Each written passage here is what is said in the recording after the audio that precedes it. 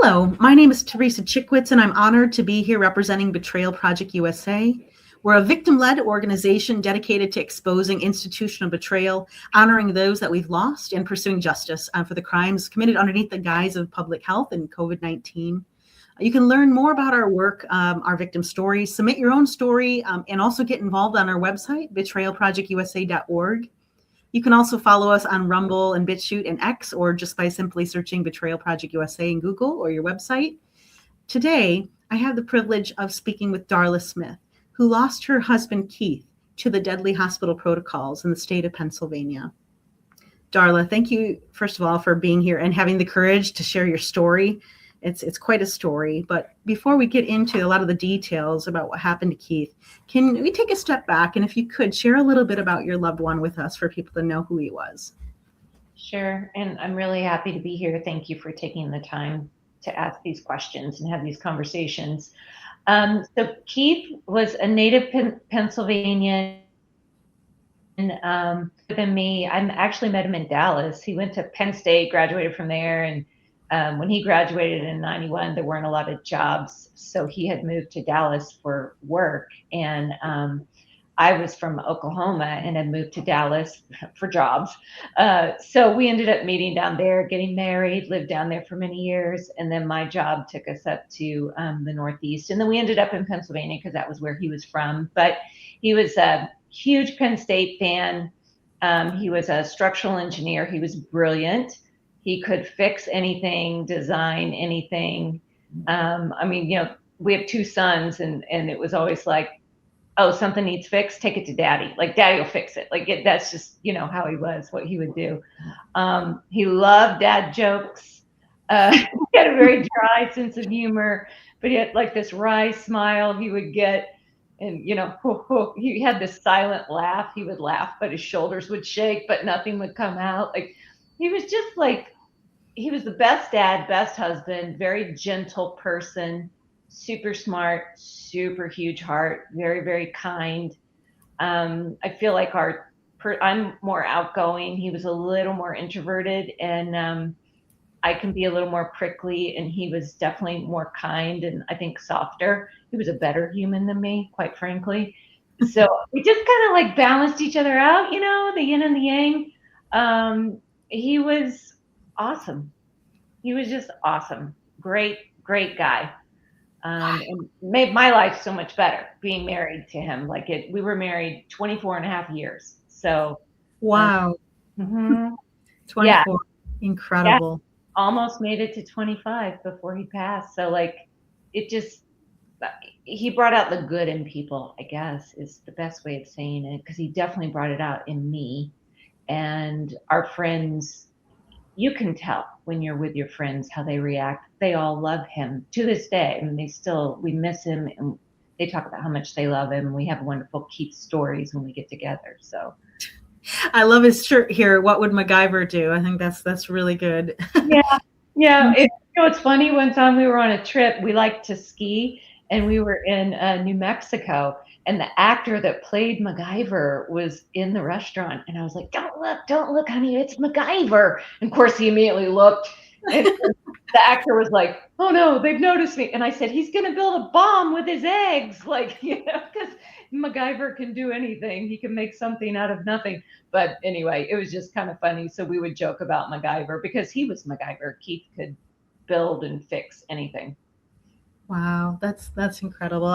I'm terribly sorry to hear about his story and everything that you went through, and we're going to hear more details about that. I am interested a little bit to kind of take a step back to understand what was going on in both of your worlds, let's say leading up into 2019 into 2020, right when the news started to break out. What was your attitudes? What were you observing in the world? And what was Keith's attitude about what he was observing? He was very skeptical of the shutdowns, the forced masking, mandates that we thought were like iron fist mandates on vaccinations. We were like, what is this? If the shot had been around for years and there was lots of white paper studies and lots of data on it, that would be one thing. but there was nothing. It was like, it's like, bam, it came out and it was forced on people. And I remember having conversations with him. He was like, I'm not putting that in my body. There's not enough data on it. I don't know what's in it. And I said, well, I feel the same way. And we didn't have our boys get the shot either. The forced vaccinations, I mean, I remember I reached out to the school district and said, I'm going to do a FOIA request with the PA State Department of Education. I want to know what white paper studies, peer-reviewed studies, do they have that prove that masking stops transmission of COVID-19? I want to see the studies. And I did the FOIA request, and the Department of Education came back and said, well, we don't have any. And I looped in the school board of our school. So those were the types of conversations we were having. And he was in full support of pushing back, and not even pushing, just asking questions. Like I felt like everyone just went along with it. Like, oh, okay, I'll just let you tell me what to do. Well, it's fine if the government wants to tell you what to do, but you better have some data to back it up. And he felt like, and I agreed with him, there was missing data. There was no information to back up anything, like 6 feet apart. Why 6 feet? Why, when I go into a restaurant and I sit down to eat, COVID is so smart. It knows if I stand up, it's going to get me. But if I'm sitting down, it's not going to, like, really? None of it made common sense is gone. Yeah. A lot of common sense, like arrows going in the grocery store one way, and like, what? Like, all of a sudden I'm over here, so I can't get COVID now because of the arrow on the ground. No. Yeah.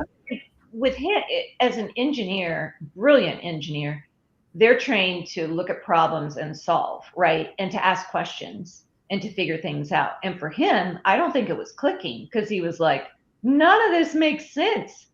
And I agreed with him. None of it made sense. So those were the conversations we were having, like just rolling our eyes at some of the stupidity and saying, it seems like over here they're like hydroxychloroquine and ivermectin seem to be working, but they're getting tamped down, which then made us go, why?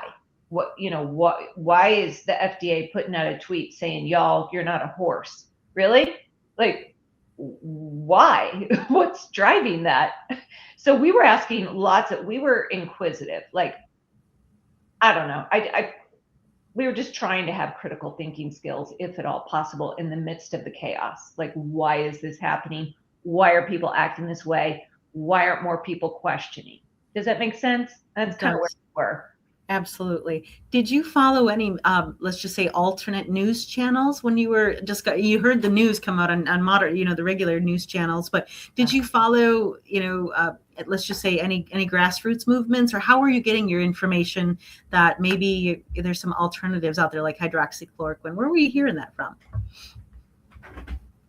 Trying to remember who I was following, and because there weren't that many podcasts, like the alternate media is really on fire now. Like I always listen to Megyn Kelly. I think she brings a lot of common sense to news, and but she wasn't doing that then. So honestly, I can't really remember who I was listening to. I'm sure I was someone, but it wasn't as readily available then. Yeah. No, that's, I know, just, I was thinking about my situation, and that hearing of ivermectin, of course, there was the American Frontline Doctors. People were murmuring things like that of how, how they're getting through COVID. Before everything happened, did you have a plan about what you thought, let's just say, if you were to get COVID, how you thought you'd handle it? Or did you kind of talk about that with Keith? I don't think we did. I mean, it was more like, we're going to stay as healthy as we can be, and we're going to try to eat right and exercise and keep our family unit tight and use precautions and wash hands, and, just let's not get it. That was kind of our plan. Let's not get it.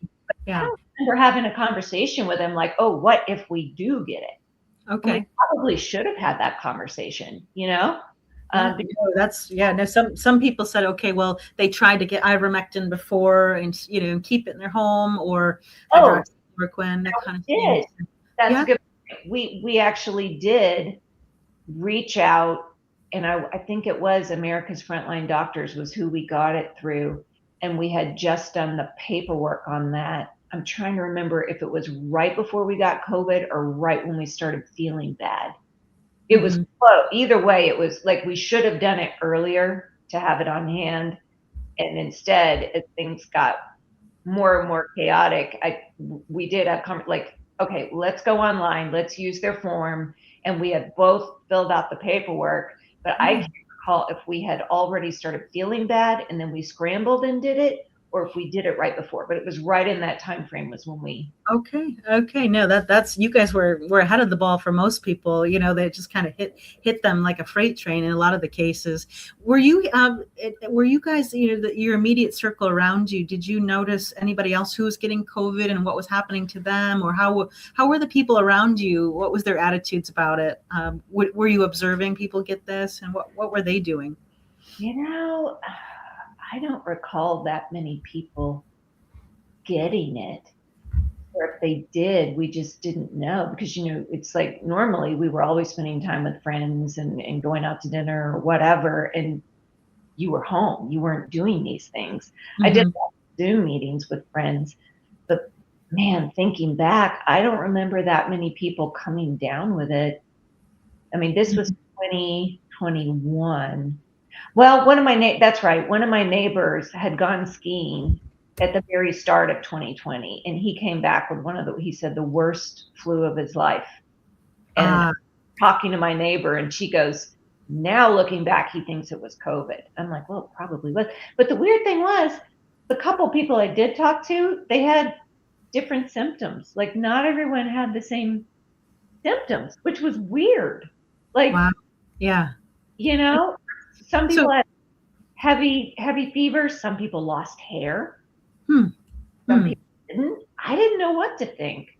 It was one thing, it sounds like that you didn't notice mass people just falling over the streets, dying with, just of it. People were recovering if they did get it and going about their normal life. And then did you hear, were you guys hearing anything about what was happening in hospitals? How did you, clearly, I think you guys went to the hospital eventually, which we'll talk about, but did you have any pre-knowledge about what was going on inside hospitals at that time, or was that just not really? I saw a couple of crazy videos that this one guy, I can't think of who it is, but he was in, I want to say New Jersey or New York, and he would walk in and say, where are all the patients? You might have seen this guy. I cannot remember his name, but somewhere, and it probably was on Rumble, I would see these videos. And I always found them interesting because this guy was trying to dispel the narrative that, oh, we have bodies piling up and we just can't handle them all, and everyone's so overworked. I remember seeing videos about how that ship had been brought in to New York and it was retrofitted to handle thousands of COVID patients. And then Cuomo didn't use it and instead forced patients into nursing homes, which murdered grandma and grandpa. Like, I do remember seeing videos, maybe some printed articles about that. But there was so much censorship going on then, it just wasn't readily available. So when it came down to what was really going on in hospitals, like I had a level of distrust because of that stuff, but I don't think I was fully aware of how bad it was. Yeah, I think you and most of the nation. I think you and the most of, now for our listeners out there, we know that there's over 1.6 million deaths that occurred because in hospitals, and so knowing what we know now, it's we saw nobody on the streets really, but everybody who was dying was not coming out of hospitals. So what in the world happened, right? So can you tell us a little bit now, kind of going into how what. It was, I think, in December or end of November, you contracted COVID. Do you want to kind of tell us about that a little bit and walk into how you arrived at the hospital? Sure. Yeah. So in middle of November, we have two sons, and so all four of us started feeling horrible. And within a couple of days, we were like, I had lost taste and smell, and Keith had as well. And I was like, okay, I think this is COVID. And it was like a really nasty flu is what it felt like. So on the night of November 18th, he just coughed all night, and it was brutal. Like I knew he wasn't well. And the next morning he said, "Hey honey, come here." And he showed me what he had coughed up in the sink, and it was like blood tinged. And that terrified me. So I was like, oh, we're going to the hospital. Like at this point, something's really wrong. So I got him in the car, and here I am, high fever with COVID too, but I drive him to the hospital. I remember I pulled up outside of the ER and I said, walk in there, tell them you have COVID, and I'm sure they will take you immediately to the side. They're not going to want you around other patients. And so I went and pulled into a parking space, and by the time it took me to park and walk in, they already had him in an area, and there were all these nurses hovering around him, and they were taking his, I think it's pulse ox, like his oxygen level. And they were like, take it again, take it again. And they kept taking it, and they were in shock because I think it was at like 38%. He walked in of his own accord with that low of an oxygen level. I mean, that can tell you about his fitness level and his overall health. I mean, since then I realized when your oxygen level is that low, you shouldn't even be alive. Like that's bad. I had no idea. He didn't either. But that's what the test said. They took it several times. He was in the 30s. So wow.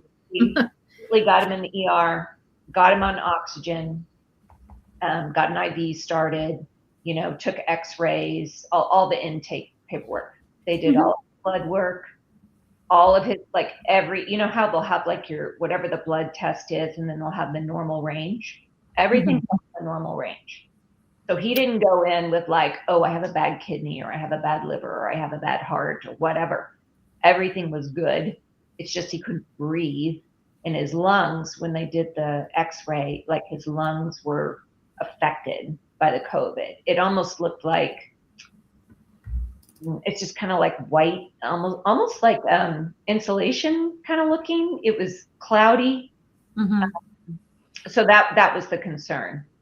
Can you tell me a little bit about what you guys expected? I knew that you didn't have like a plan at home, but what did you think when you were going to go to the hospital that was going to happen, or what did you expect to receive that you think it would have helped him? Well, I wanted him to get on oxygen because we didn't have an oxygen tank at home, and I knew he needed that. So that was the main thing. What I really wanted was, and I talked to the hospital staff about it, I said, don't give him remdesivir. I've heard bad things about it. They said, why not? I said, because I've heard bad things about it and it kills people. Don't give it to him. I said, he needs oxygen. I would like for him to have monoclonal antibodies, high dose vitamins, ivermectin, and hydroxychloroquine. And pretty much they told me that all of those things were not allowed. So, wow. Did they say why? Did they say why they weren't allowed at that point? No, I was like, why? Says who? And they said it's just not hospital protocol. They're not approved. I think that was the wording they used. They're not approved. And that was a day later when we had that conversation, because they finally moved him into the ICU because they were like, he's very, very ill. I'm like, well, I know. In that day time frame, they figured out I still had COVID, so they banished me to home. And, they said, well, when did you first have symptoms? I told them, and they said, okay, in 2 days, you'll be to where you can come back. So I got banished because I was still, they said, COVID positive. I still had a fever. I did not feel well.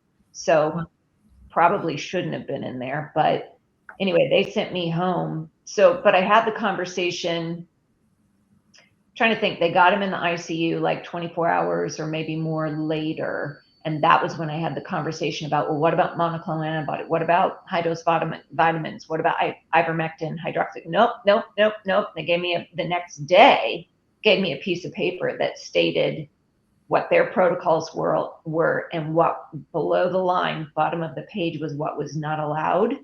And everything I asked for was not allowed. It was on the bottom of the page. So I was like, okay. And then that was when they found out I still had COVID and they kicked me out. So they kicked you out, and were you able to come back, or did they limit how often you could see him or contact, that kind of thing? Yeah, once I had, I think it was 2 days, they said I had to stay away, and then they allowed me to come in. I was allowed 2 hours a day with him in the ICU, fully gowned, total PPE. But the nurses, I call them angel nurses. The nurses, I was very kind to them. They were kind to me, and they would let me stretch it to 4 hours. So I would do about 4 hours a day. He could only have one visitor. So there was a couple of days I went for 2 hours. I came back, and then my older son took over the last 2. They let my older son come in, which I appreciated. Yeah, but they admitted him to the ICU. And then that next morning at 12:30 in the morning was when they called, because they were like, intubate, intubate, intubate. And he was like, no, no, no, I don't want to be intubated. And then they called at 12:30 in the morning, and they had terrified him because they moved him, and his oxygen levels were in the 90s, high 90s. They had moved him in the bed. They plummeted to like 30 something.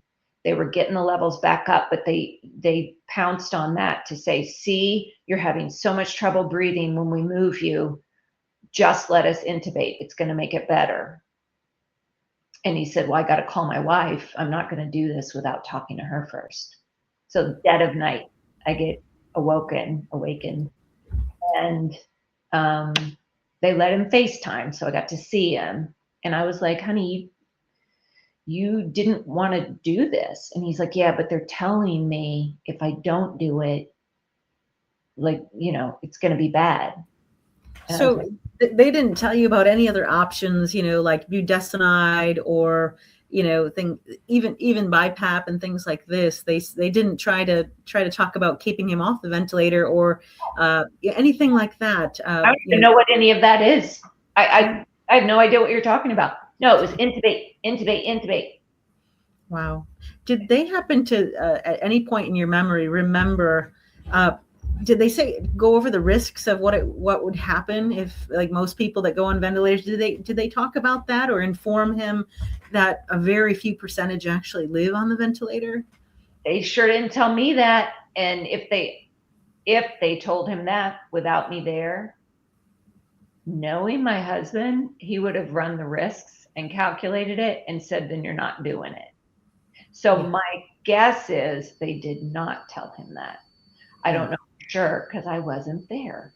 Yeah. And that's one of the things is they kept families, away from helping to make decisions as an advocate. They used high pressure techniques to try to get people on the ventilator, understanding without informing them, or using, just say that it's COVID protocol. They're just going to go ahead and do it. A lot of the time we know that they automatically put, if you refuse the ventilator, they'll put DNR in your chart. And then, they have that without even informing you that was actually happening.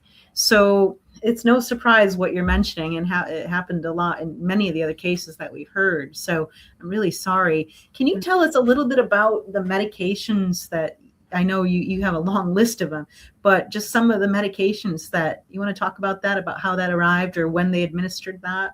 Oh my goodness.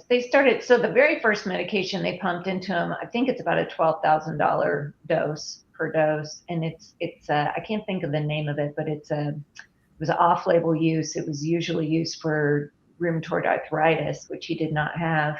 And that was one of the first medications they pumped into him. So they wouldn't give him ivermectin because it was off-label, but they give him this off-label $12,000 drug. But I mean, they pumped him full of everything. We were talking earlier, I haven't wanted to delve into all when I do, I get too angry. But in preparation for this discussion, I finally made a list of the medications and my head was spinning. I mean, you saw them. I don't even know how many there were. There were so many meds they pumped him full of. And when we spoke a little bit ago, you had mentioned that, he entered the hospital without any real comorbidities, let's say, there was no, disability, and his kidneys and organs were operating as you'd expect. Yep. And then things started to change very quickly, right? Yep. They had him on, I remember I came in like 2 or 3 days later, once I could come back in, and they were like, we're going to have to put him on dialysis. I said, what do you mean dialysis? His kidneys are fine. Well, no, his numbers here, his numbers were great when he went in. So my question was, what did you do to him? And they didn't seem to have an answer. It was just kind of like, oh, well, this happens when we start treating for COVID. That was just kind of their attitude. And I'm thinking, thinking back, because I can think more clearly now. In the moment, you're terrified, and it's not, things just aren't clear. Looking back, I'm like, I want to grab him by the shirt and go, no, what did you put in him to cause this? Because kidneys don't just poof, stop working overnight. There has to be a catalyst. Something has to cause that. So I would have to I would need a professional like an anesthesiologist or somebody like that to dig through the paper and give me some pointers and go, okay, well, on this date, they give him this in this dose, maybe that day. I don't know. I don't know enough about drugs. I just know he was on dialysis within a couple of days. They kept him on dialysis through the entire time he was there. And it came out of nowhere. So let me ask you this, Darla. You'll hear a lot of the doctors say, oh, it was COVID that caused the kidney failure. Let me ask you this. Do you have kidney failure? Do you know anybody that stayed home that has kidney failure or organ failure? Had COVID? No, my kidneys are fine. Right. Yeah, no. And his kidneys were fine per their own intake paperwork. So I don't want to hear that COVID did that.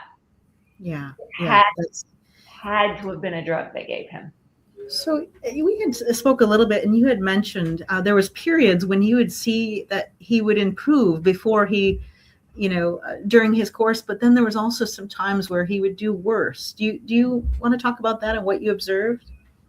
Yeah, I mean, they would give me all of these pointers, like, okay, well, when this number hits this, or when his heart rate hits it, like, I can't even remember right now. I have on my phone pictures I would take of the monitor beside his bed. And every day I was taking his vitals.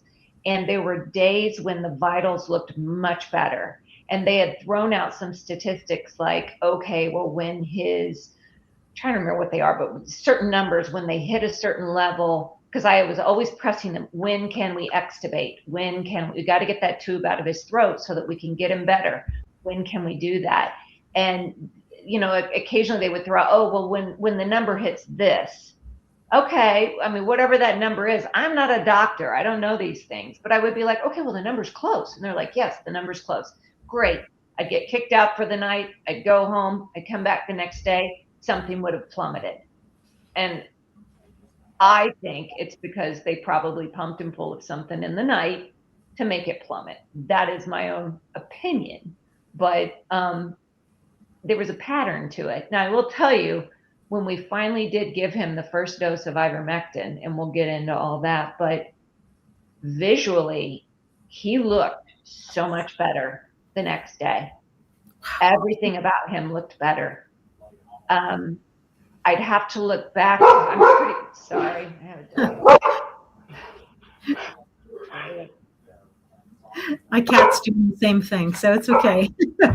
I even go outside. I even opened the door. Good, she's going out. I even opened the door so she could go outside, but no, I have to make her. No, sorry. She believes what you're saying. See. Yeah. After we gave him the ivermectin, I would have to look, because I'm sure I took pictures of his monitor the next day, so I would have to compare if numbers had improved. But I will tell you that visually, and I remember talking to the doctor. I called them new doc. So it was a doctor that helped me out that was not at UPMC. I remember him saying, well, what was your impression? What did he look like? Because a lot of times what you see visually, if you can see a difference in how the patient is presenting, that tells you a lot. I was like, oh my gosh, he looks so much better. So there was 3 doses we were supposed to give him one day, one day on, one day off, one day on, one day off. And we got 2 of them into him. And then my theory is that they pumped the drug so hard after the second one, they destroyed his liver. Yeah.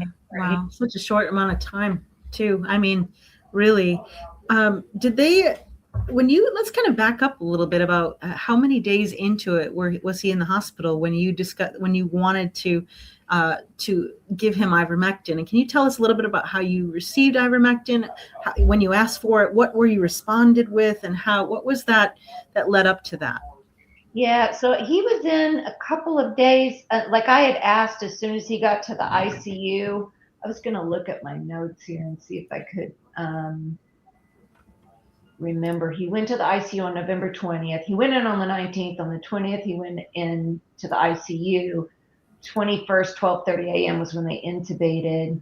And then within a couple of days, I had heard the story about Ralph Lorigo, this lawyer up in northern New York, and how he had been representing patients just like Keith and getting them ivermectin when it had been denied.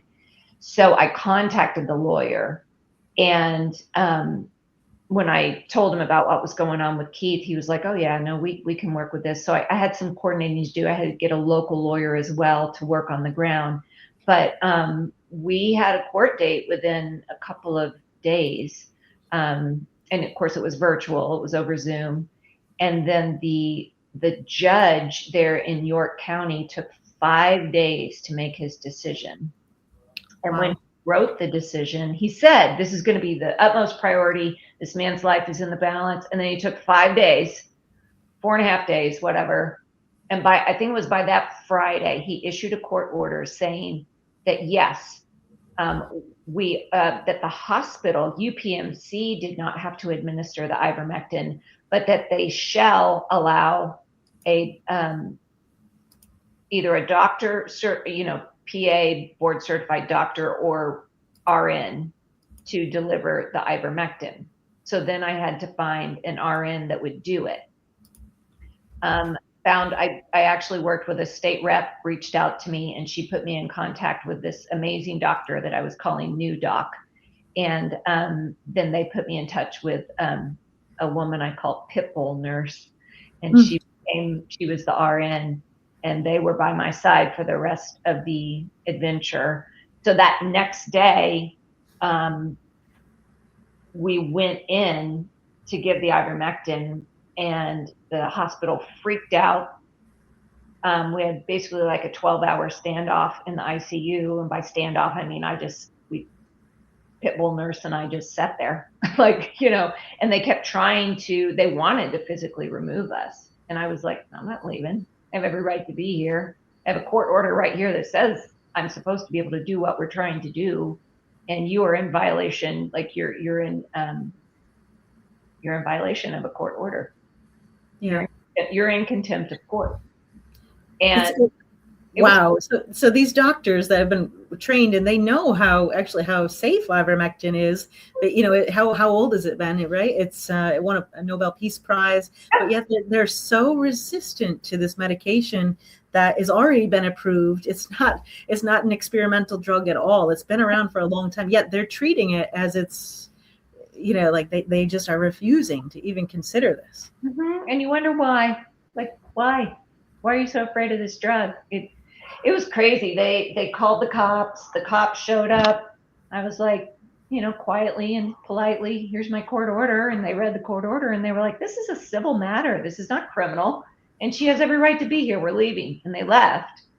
And, the hospital administrator kept calling. He kept sending in nurses on the phone. Their lawyer was on the phone at one point with us, and I kept telling the lawyer, "I have legal representation. You should be speaking to my lawyer, not to me."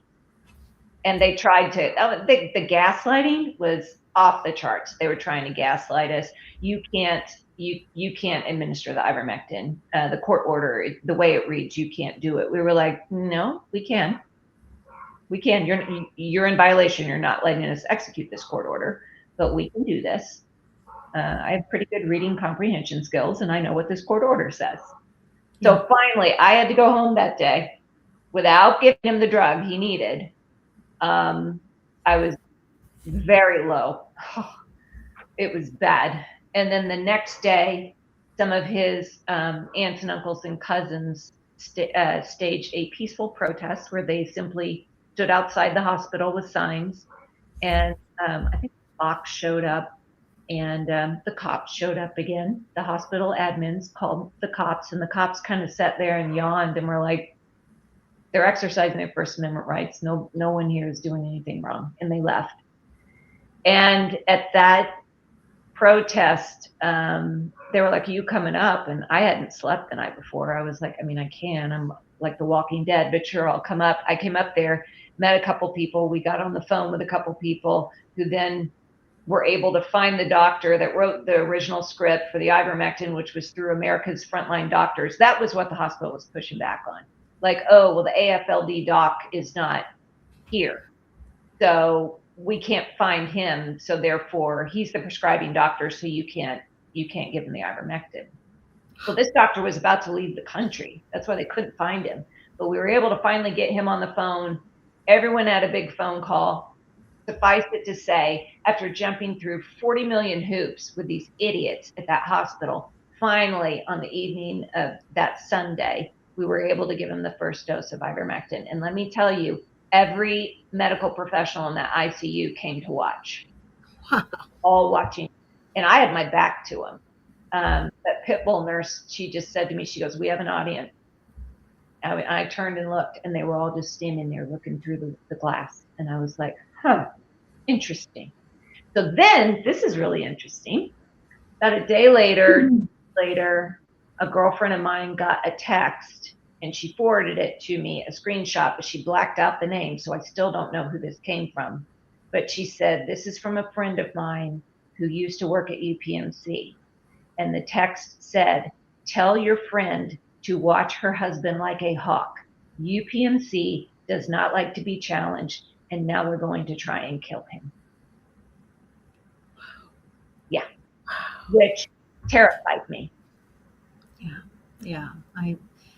I'm so sorry, because here you are, a bystander and not a medical professional. It sounds like, you're doing the best you can. You've obtained information that other people have said, hey, this is working. You are able to obtain this by miraculous means to give it to your husband. And now, finally to get it to them. But you're being challenged by these medical professionals who are kind of gaslighting you and trying to prevent it from all angles. Yeah. So in his first dose, you see him improving right away, and which is not uncommon. I remember seeing that even with my own husband, so I know exactly what you're talking about. What happened after that? After that, it was, the ivermectin went 1 day on, 1 day off. So the second dose, that would have been 2 days later, we went in, no problem whatsoever. No one even cared. And I was like, good, no one's going to give us any kind of pushback. So we got the second dose in him. And then it was the 1 day off, and then we got to the last day when he was supposed to have his third dose. And at that point, his liver numbers had gone haywire. And we saw in the notes later, one of the doctors had tried to say, oh, the reason the liver has gone haywire is probably from the ivermectin. And in the notes, 2 different medical professionals challenged him on that and put it in the notes and said, ivermectin isn't known for causing liver problems, but the Levaquin you gave him with a black box label on it, that is. And they actually put it in the notes. So they're challenging you on a medication that's been around for a very long time, known for very little side effects, no liver failure. It has been used for a very long time, but yet they have no qualm on giving him, Levaquin and the long laundry list of other medications, which are very highly dangerous. Oh, yeah. They didn't mention anything about that being dangerous. No. I don't ever recall when they gave him the Levaquin. I don't recall them saying, "Oh, by the way, this has a black box label on it," which I'm pretty sure out of that exhaustive list of drugs that I gave to you, and I don't know what any of them do, right? But I wrote them all down and sent them to you. I'm pretty sure several of them have black box labels, I think. I know the Levaquin does, because that one popped up on my radar, and because of what the doctor said in the notes, trying to throw shade on ivermectin, specifically about Keith's liver, which went downhill. He was starting to turn yellow. His bilirubin was bad. This was all after the Levaquin, but he tried to say it was the ivermectin, and it backfired on him. Thankfully, there were honest people there that were like, yeah, no, it wasn't the ivermectin. But after that, it was on the 12th that he passed away, and he had just gotten, when I went in that Sunday, December 12th, 2021, I mean, he looked like corpse. It was horrible. I remember his feet. I looked at his feet. They were so swollen. He was just yellow, like someone that has liver cancer, yellow. And I just knew, I was like, oh, we're at the end of the road, because we were going to give him the final dose, right, of ivermectin, and the doctor I trusted consulted with Dr. Pierre Corey, who was with, it's not AFLDS, but he was with a big group that had did a ton of ivermectin. In fact, he's one of the leading ivermectin experts in the U.S., or in the world, actually, and consulted with Dr. Corey. And when he looked at what was going on in Keith's charts, he was like, I wouldn't give him the last dose. Yeah. It might be too taxing. And then I think it was the day after that when Keith died. Yeah. Yeah. I'm so sorry, Darla. This is just a terrible story about the failures every step of the way, the hurdles that you had to overcome from a family that was very healthy, very, very happy, a very healthy guy, very well loved in his community, goes to the hospital for looking for help, looking for high dose vitamin C, looking for oxygen, looking for the just simple things that you believe that would help him, and only to be highly medicated with black box drugs, things that destroyed his body, that he was not informed of the dangers, pressured to go with the ventilator, denied treatment that would be helping him every step of the way. Until the very last days, you were finally able to get him some, which was, beyond the moments when his organs were already shutting down. I'm terribly sorry to hear about the failures that our hospital system have led here. Can I ask you just a question about when was the moment that you realized there was something going on here within the hospital systems? What was that moment of, wow, something's going terribly wrong? The feeling in my gut, the negative feeling in my gut, started that night when he first got into the ICU, and I said, what about high dose vitamin C and D? What about monoclonal antibodies, ivermectin, hydroxy? What about these things that I'm reading work? And they were so like skittish, couldn't give me a good reason why. And I thought, okay. And like in the pit of my stomach, I was like, But then after it was an impending feeling of doom after getting him the first dose of ivermectin, after they were so evil in trying to stop us from doing it. And then getting that text the next day from my friend saying, watch your husband like a hawk. They're going to kill him. And the reason is they don't like being challenged. Like, nobody challenges UPMC. Like, that was the attitude. That was when I knew. I'm telling you, it was like every hair on my head stood up, and it was like someone had taken a cold dagger and stuck it in my back. And I was just like, what is going to happen? Like, from then I was like, this is just sheer evil. What's going on is evil. And the more especially after Keith died, and the more I got very involved with like grassroots efforts and medical freedom and all sorts of groups in PA, and really started networking, talked to like Doug Mastriano, who's a state senator, and just a bunch of key people in the movement. And the more I started hearing the stories, I was like, you've got to be kidding me. I mean, this isn't organic. This is by design. There were so many people across the country that had this, like, it happened to you. Like, who makes these decisions? Are they all part of a hive mind? Like, how does that even happen? Like, magically, all of healthcare do the same. That question that you just asked, how were all the hospitals across the nation pulling off the same exact set of experiences, and 1.6 million people that we came to know, the same exact thing happened to most all of them, How does that happen? How does that happen? I mean, hive mind, magic, Yeah. Or maybe, hang with me here, they were told to do it. That's what I think. But Yeah. I don't know. Yeah. It really is. It is something that needs to be investigated. Yeah. It really, and I know we've raised a lot of awareness. Going kind of taking a step back though, unfortunately, the last days when you mentioned, you got Dr. Pierre Corey involved, and he mentioned not to give the last dose because he was in bad shape due to the alternative drugs, everything that they've given him so far. Can you tell us about just those remaining days in the hospital and what happened and how everything happened thereafter, that phone call? I think that was the day. I'm trying to remember when we had that phone call. I think it was the day before he died or 2 days before. And I just felt very heavy because I was like, uh-oh. I mean, if Dr. Corey is saying don't give it to him, that's not good. I'm pretty sure it was the day before. It would have been December 11th. Mm-hmm. And then, it's crazy. I went in the morning of December 12th. I saw him that morning, had discussions with the one doctor at UPMC that was actually kind and forward thinking. And I told her, like, can't we just try some high dose vitamins? And she goes, you know what, we will try it. She put the order in. I found it while I was looking at all those medications. The order was in there, but I don't believe it was ever delivered to him because of passing.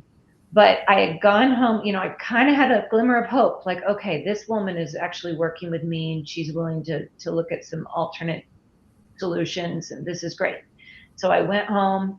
I remember I was vacuuming and we had windows all around the house, and I a herd of deer, like 8 of them.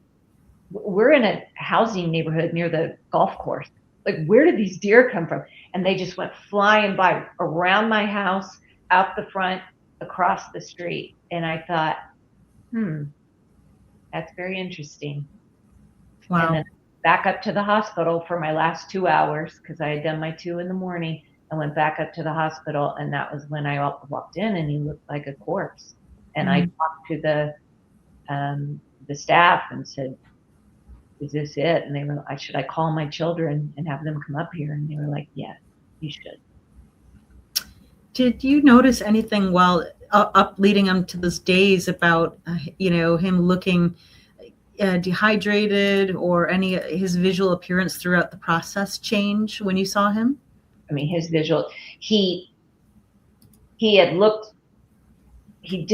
progressively looked worse and worse until, and this is my opinion, right? So I'm not a medical professional, but he looked worse and worse until we got the first dose of ivermectin in him. And then he did, in my eyes, visually improve drastically the next day. And then he looked okay for about a day. We got the second dose in him, and then bam, he just, and you know what I need to do? I need to look at what they pumped into him. The medical records to me are excessively confusing to read. I don't understand them, but I need someone to help me dig through. I'm so curious, after he got that first dose and then after he got that second dose of ivermectin, what did they pump into him? What were the levels? What was the frequency? Did they turn things up? Were they trying new drugs? I think they were. Some of the drugs I saw on the list were only prescribed on like 2 days before he died, the day before he died, and the day he died. That was how I found the vitamins, that the one doctor that wanted to help had put the order in. So it makes me wonder, did they see him visually improve like I did and then go, uh-oh, we can't we're not going to let that happen. We want our money. And so pump him up? I don't know. Yeah. Wow. I'm again just terribly sorry, although I know that it's something that we're sorry, but we understand that this is something that could have been prevented, and that's what makes it so egregious, I think, is that hospitals should be a safe haven for people to take, knowing that they can receive good care, good quality care. We see a lot of the hospitals across the world, in India, a lot of other places that, on the scale of medicine, that they're lesser, and they had higher success rates, 90+% survival rate, across the world. But why were the rates so low in the United States and then mostly in the hospitals? So, by you know, design. something something has to be done here. And clearly ever since the day that, how did your family kind of take what had happened after you got home when he finally passed in the hospital? What happened then, and what did your community say when you started to notice that something happened in the hospital and started to speak out about that? A lot of our friends were horrified, friends and neighbors, angry. I had a lot of people that said that's not right what they did to him. I had people I didn't even know. I mean, I was getting my hair done a couple of months later, and the woman cutting hair next to my girl leaned over and she said, "What happened to your husband was wrong." And I was like, I didn't even know she knew who I was or who he was. And she said, my boyfriend told me that if I ever end up in the hospital, you better fight for me the way that woman fought for her husband. Wow. So Wow. it was just, it was shocking to me how many people heard about it because the news had picked it up. So there were tons of articles written. There were lots of vicious opinions online. I don't have a Facebook account. I used to. I don't. I killed it in 2020. But some of our close friends were like, "Do not go online. Do not read comments." I had a something comfort care. I forget the name of it, but it's a website where you can go to do updates, and that way you're not texting 14 million people. They can just go read your update. The name will come to me. But I had it open, for comments, and just thousands of people with just similar stories, lots of support, but then vicious attacks. And I finally had to put the comments on moderation, and my older son started moderating comments because it was just, I was like, are these people? I ended up talking to some people at the headquarters for that platform. And I said, are these paid people? Because they seem to all kind of be having the same messaging, the same type of verbiage, and these horrible comments they're making. And they said, well, we can't really tell you, but we're going to kind of tell you, like, the IP addresses are all the same. So either someone's a psycho who's just so in love with the COVID narrative, they have to attack this alternate story, or someone was paying them to do it. It was bizarre. But Yeah. friends and family, for the most part, even if they didn't agree with, even if they didn't think ivermectin would work, it didn't matter because they love me and they love Keith and they supported us. But the overwhelming reaction was, that's not right. They killed him. That is not right. And then you had people that were absolutely psychotic who drank the COVID Kool-Aid, who triple masked, and they got their booster every 3 months or whatever. And of course, to them, I was the devil incarnate, because how dare you?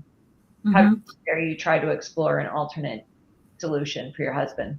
And how does it make you feel when you see, like, an interview with Mary Talley Bowden on Joe Rogan, one of the biggest podcasts in the world, tell people that she never lost any patient due to COVID? How does it make you feel? I watched that interview and I was yelling at the screen, watching it in support of her and her courage. That is a courageous woman, and just sheer fury, because I was like, there you go. That's what I was trying to do. If we could have just done it the way she did it, I wouldn't be living where I live now. I'd still be in Pennsylvania and I'd have my husband with me. But it's mind-boggling.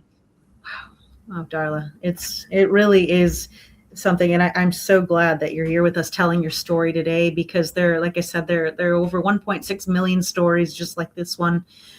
We need them. We have been in touch with RFK, HHS. We're in dialogue with the president's office. We need everybody to help push these stories and to tell because they're still doing it in the hospitals, right? This is still the protocol. If somebody comes in with COVID, it's still the protocol. Just a couple of days ago, we helped a child, still happening. And so this needs to stop.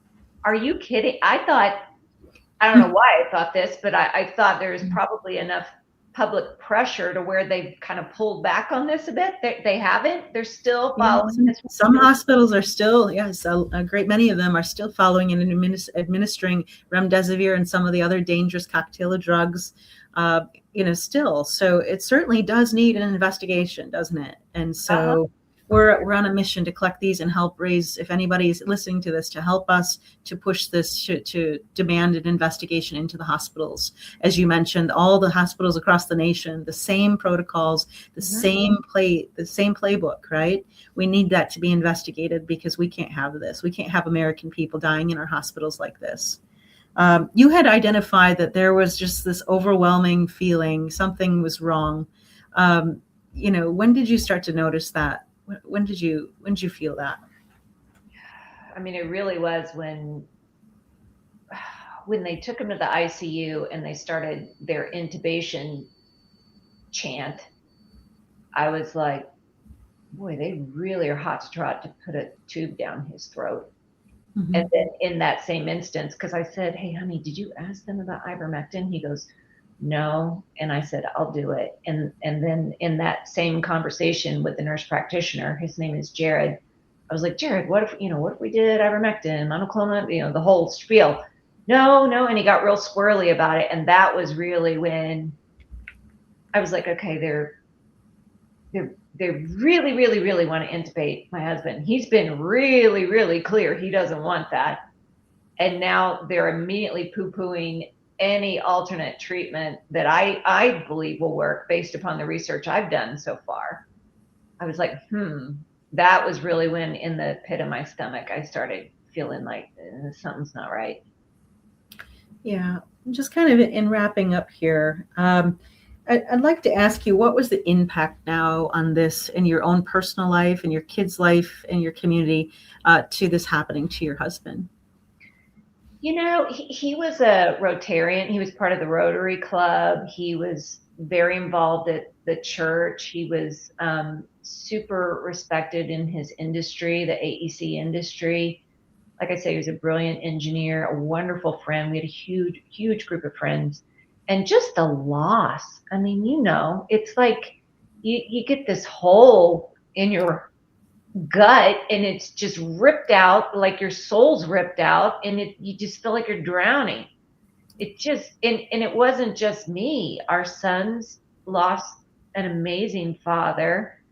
The community lost just a stalwart guy, an amazing person who would do anything for whatever group he was working with. The company suffered because they lost one of the leaders in the company. Like there were these reverberations that went out. It's not just one person or one family. Like when you're involved in a community and when you're involved with groups of friends and different types of people, that loss is felt outward, and I mean, for me personally, I didn't want to be alive. I hated everything. I was dark for so long. And I think the thing that helped the most was moving away from Pennsylvania back to Oklahoma, where I grew up, and reconnecting with people that have known me my entire life, who, by the way, were very supportive from afar while I was going through this, checking in every day, organizing prayer vigils here. Like, for me, that's helped me come out of that hole. But like, when you're thrust into that, I mean, I had talked to some people who had lost loved ones, not from COVID, but just had lost loved ones, and they were like, it just takes time. Mm-hmm. Good. Darla, thank you so much. I'm going to just in ending up here, I'd love to know if you have any final thoughts that you'd want the world to know, either about your story or about your husband, Keith. What would it be? What message would you send them? Well, I was lucky because I married an amazing guy. If there's any younger girls out there listening to this, date nerds. Go for the nerd. They make the best husbands. They will make your life gloriously happy. I'm telling you, there's like no drama. It's amazing. Give the good guy a chance. Okay? He was the first nice guy I dated, and I married him. And it was the best thing I ever did. So I would say that. Give the good guy a chance. And also ask some questions. Like, please don't let the COVID story die. Like, a lot of people seem to kind of be shoving this under the rug. We can't forget about this. Yeah, that's fantastic. And what is your final memory of Keith? Just your favorite memory of that you can remember. Probably just oh, you know what? We had taken the kids down to, I was going to say being with the kids, being with the animals, just everyday life. However, we had taken the kids down to Disney World, and we had gone to, I think it was called Disney Springs or whatever then. I don't know what, or Downtown Disney, whatever. They've redone it now. But they were playing the song Walk Like an Egyptian, and we were walking in a crosswalk, and Keith and I looked at each other. We're children of the 80s, so we started, doing this. And the boys, they were little, and they're like, Mommy, Daddy, look at you. And so we just walked like an Egyptian across the crosswalk, and the boys got a big kick out of it. And, it was just so funny. We were all giggling about it because they'd never heard that song before, and they thought it was magic that Mommy and Daddy knew what to do with this song. But that's like, I have lots of great memories, but that's one that kind of encapsulates our family, Oh, thank you for sharing your story of Keith and what you went through. If anybody is listening to the story right now, we ask everybody to please share this.